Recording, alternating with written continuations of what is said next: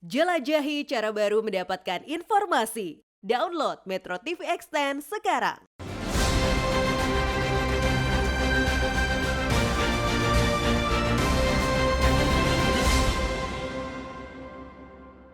Dipersembahkan oleh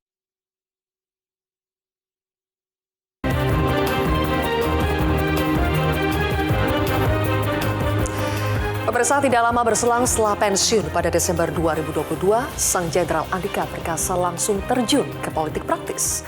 Mantan Panglima TNI tersebut menyatakan siap diberi tugas apapun oleh PDI Perjuangan, termasuk menjadi pendamping Ganjar Pranowo di Pilpres 2024. Meski namanya disebut sebagai salah satu di antara 5 bakal calon wakil Presiden Ganjar, elektabilitas Andika dalam sejumlah lembaga survei belum mentereng dibandingkan kandidat lainnya. Apakah Andika Perkasa cukup perkasa untuk bersaing dengan kandidat bacawa pres lainnya? Inilah wawancara khusus kontroversi dengan Jenderal Purnawirawan Andika Perkasa. Andika masih perkasa? Bersama saya, Zulfia Iskandar.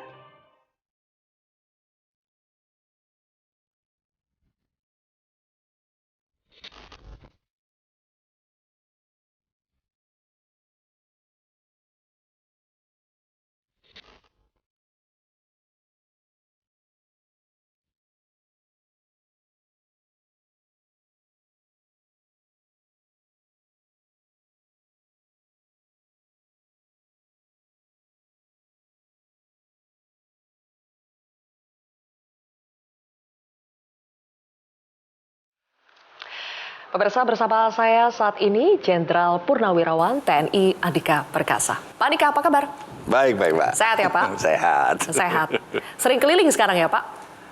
Oh, enggak sering juga, Mbak. Nggak sering? Enggak. Kirain udah mulai kan keliling. Oh, enggak, Mbak, belum. Kegiatan partai. Partai juga enggak. Tapi pertanyaannya begini, Pak Andika. Setelah pensiun dari TNI, saya sering dengar Pak Andika mengatakan sudah siap berkarir di bidang lain, yaitu politik. Kenapa, Pak? Tidak terlalu cepatkah? Ya kan, sesuai dengan hak saya sebagai warga negara Indonesia, Mbak. Terhitung mulai 1 Januari sebenarnya. Jadi bukan Desember. Jadi mulai saat itu ya sebetulnya saya sudah memutuskan. Tapi prosesnya sebetulnya sudah lama. Nah, kemudian kenapa saya ingin masuk ke dunia ini? Karena satu, background saya, Mbak.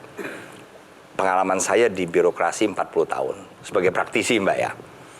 Tapi juga kebetulan pendidikan saya juga tentang eksekutif lah. Public policy, public administration itu kira-kira tentang ilmunya pemerintah dan lebih ke eksekutifnya.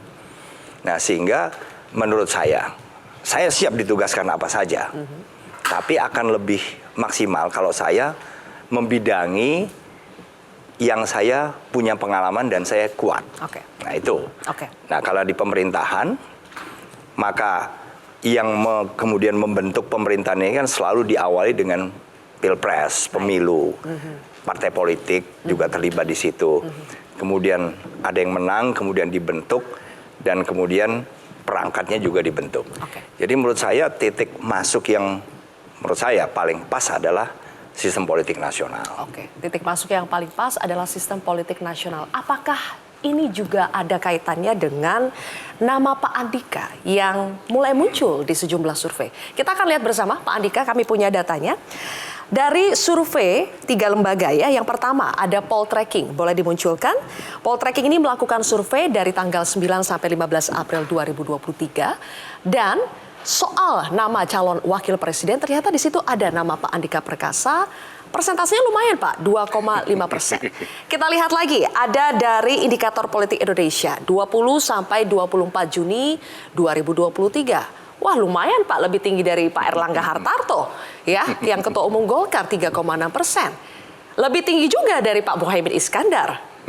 Lumayan ini, Pak. Lebih tinggi juga dari Mbak Puan di situ. Nah, berikutnya kita lihat lagi dari survei LSI, Lembaga Survei Indonesia, 1 sampai 8 Juli 2023. Di situ Pak Andika Perkasa persentasenya 3, lebih tinggi dari Mbak Puan, lebih tinggi juga dari Muhaimin Iskandar. Pak Andika, arti angka 2,5 sampai 3,6% dalam survei ini buat Pak Andika apa? Menurut saya justru saya itu merasa tersanjung, Mbak. Karena apa? Karena benar-benar kita kan nggak ada usaha, Mbak ya. Bukan karena nggak ada usaha nggak mau, bukan. Karena saya tahu posisi saya, juga saya kan nggak tahu apakah saya ini diawasi atau diobservasi oleh orang atau tidak. Jadi benar-benar saya normal aja, Mbak. Dapat segitu ya, menurut saya tersanjung lah. Lumayan ya Pak, angka tadi berarti ya buat Pak Andika. Itu bisa menjadi modal menurut Pak Andika?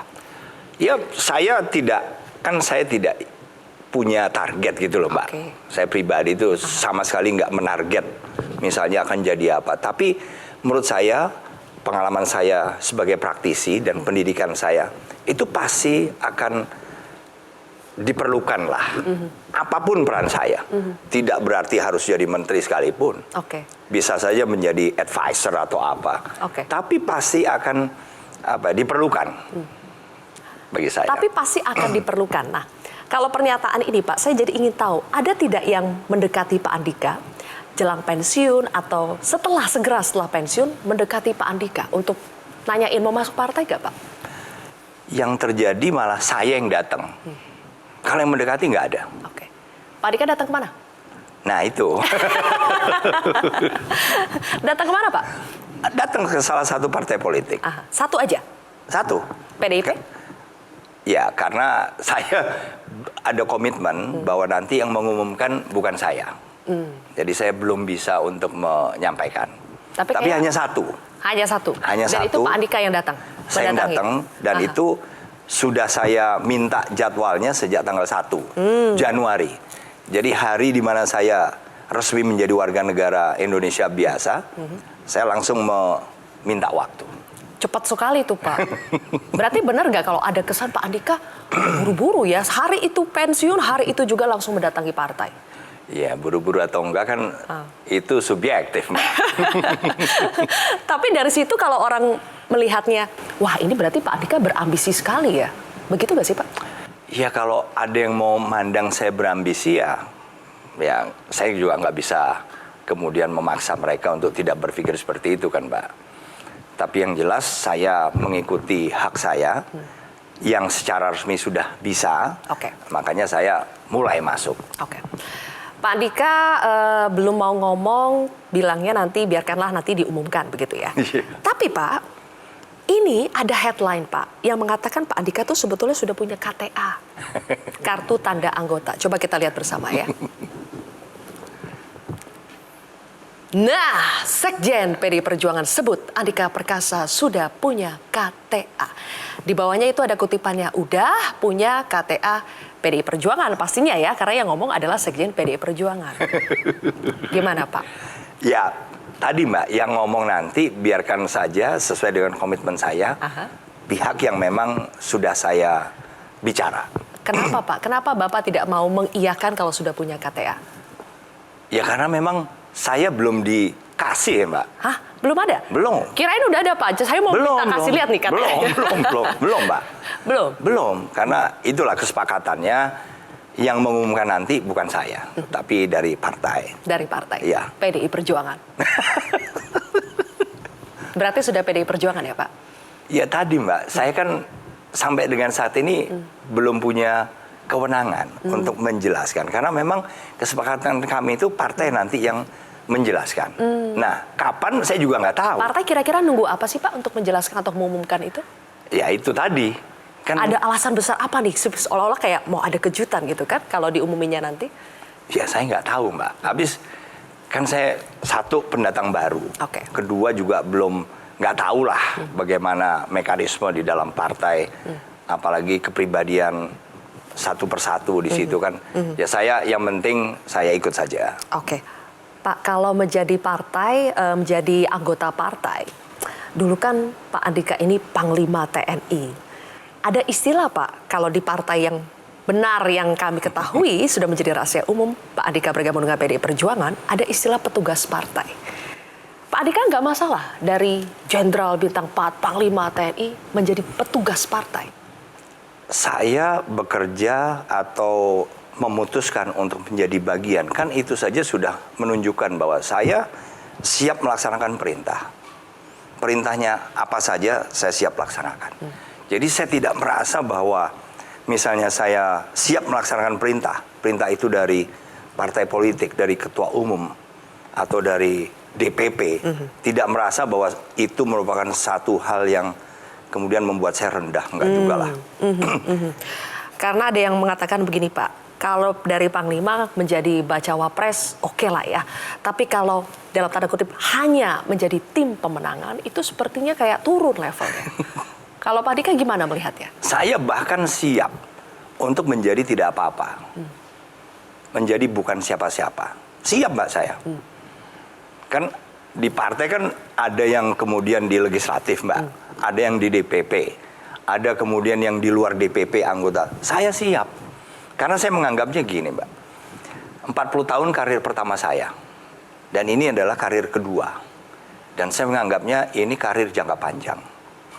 Jangka panjang, saya nggak tahu berapa tahun, tapi yang jelas panjang.